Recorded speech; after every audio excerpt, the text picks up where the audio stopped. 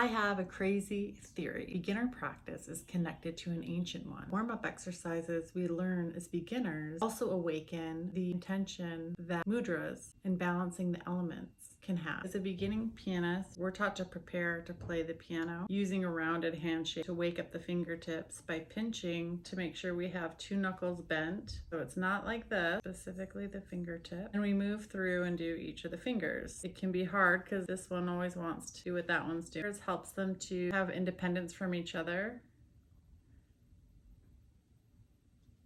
When you're playing on the keys, you can't play effectively with your fingers straight or even pinched because your fingers are all different length. For good dynamic control and articulation and technique, you get the most amount of control when you play with a flat wrist and your fingertips having contact with the keys. You're going to be on the side of your thumb. The thumb is an exception. What I've learned after 20 years of practicing yoga, when I visited India, it was the most apparent to me, especially because at the Delhi airport, they have a huge art installation of the hands in different shapes. I'd always been curious about our ability to be embodied to the practice of making music, but when you specifically look deeper into the meaning of the different fingers, what I found was they're connected to the elements. The thumb in Ayurvedic practice represents fire. The index finger is air. And I know that different cultures probably assign different fingers to different things because I know that the index finger in Kundalini yoga